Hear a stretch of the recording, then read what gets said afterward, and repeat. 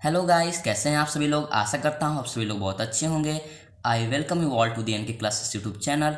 हम लोग आ चुके हैं क्लास 10th के इकोनॉमिक्स के chapter 2 sectors of Indian economy के पार्ट 4 में, जहाँ पे हम लोग इसके जो रिमेनिंग टॉपिक्स हैं उसे डिस्कस करके इस चैप्टर को एंड करेंगे। So let's begin our lecture. इससे जो पहले वाला लेक्चर था उसमें हम लोगों ने डिस्कस किया था कि जो अनऑर्गेनाइज सेक्टर्स के वर्कर हैं उन्हें बहुत सारी प्रॉब्लम्स फेस करनी पड़ती हैं क्योंकि उनको जॉब सिक्योरिटी नहीं मिलती है। उनको प्रोटेक्शन कैसे दिया जाएगा, यहाँ पे ये दो मेन पॉइंट डिस्कस किए गए हैं। जो फर्स्ट पॉइंट है वो ये है कि government should create some other source of employment beside agriculture, यानी कि जो खेती का काम है जिस कारण से मेनली अनऑर्गेनाइज सेक्टर में लोग जाते हैं, क्योंकि एग्रीकल्चर का काम सिर्फ सीजन के टाइम ही होता है और बाद के समयों में लोगों को वर्क नहीं मिल पाता है, यानी कि जॉब सिक्योरिटी नहीं होती है।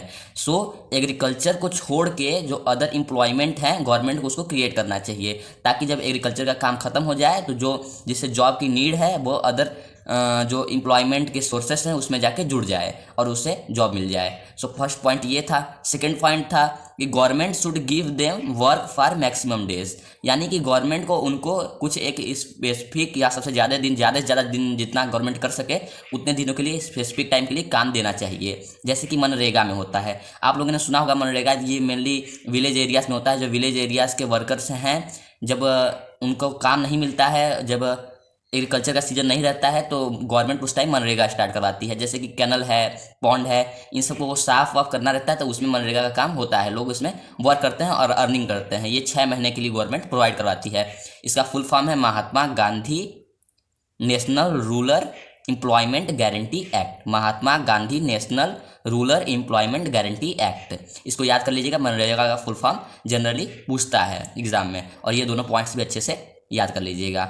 अब हम लोग इसके आगे के टॉपिक को डिस्कस करते हैं।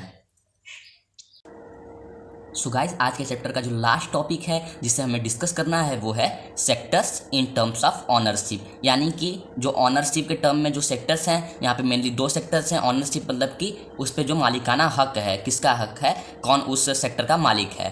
तो यहाँ पे पब्लिक सेक्टर और प्राइवेट सेक्टर में डिवाइडेड है। पब्लिक सेक्टर मेनली वो सेक्टर्स होते हैं जिसपे गवर्नमेंट ऑन करती है, जिसको गवर्नमेंट ऑन करती है, यानी उसकी मालिक कौन है, गवर्नमेंट है। जैसे कि इंडियन रेलवेज है, इसके बाद BHEL है, DRDO है, इसरो है, ये सारी जो कंपनीज़ हैं इसको गवर्नमेंट ऑन करती है। इंडियन रेलवे को आप जानते ही हैं, BHEL यानी कि Bharat heavy electronics limited, DRDO यानी कि development research and defence organisation, ISRO यानी कि इंडियन स्पेस रिसर्च ऑर्गेनाइजेशन। ये सारी जो कंपनीज़ हैं जो कि ऑनरशिप के टर्म में अगर देखा जाए तो ये पब्लिक सेक्टर में आती हैं, क्योंकि गवर्नमेंट द्वारा ऑन की जाती हैं। इसको गवर्नमेंट ऑन करती है, इसलिए ये पब्लिक सेक्टर में है। यानी कि जो भी कंपनीज को गवर्नमेंट ऑन करेगी वो पब्लिक सेक्टर में आते हैं। प्राइवेट सेक्टर वो सेक्टर है जिसमें जो कंपनीज हैं वो किसी इंडिविजुअल के द्वारा ऑन की जाती हैं। इंडिविजुअल यानी कि उसका मालिक कोई एक है और वो उसका प्राइवेट अपना एक कंपनी है। जैसे कि एग्रीकल्चर फर्म में किसी की कोई ज़मीन है, वहाँ पे एग्रीकल्चर करता है तो उसका मालिक वो एक है, गवर्नमेंट उसकी मालिक नहीं है।